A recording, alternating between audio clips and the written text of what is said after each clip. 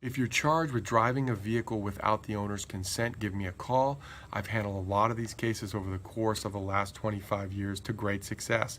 A lot of times they just simply don't have your version of events. The police have only taken a one-sided version, and we need to get your version of events across to the prosecutor and judge so that we can get you the right result. So what I do is I have you come in, we go over everything under the umbrella of the attorney-client privilege, and then we figure out what the best plan is for you to have a successful result in your case and get out of the criminal justice system as soon as possible.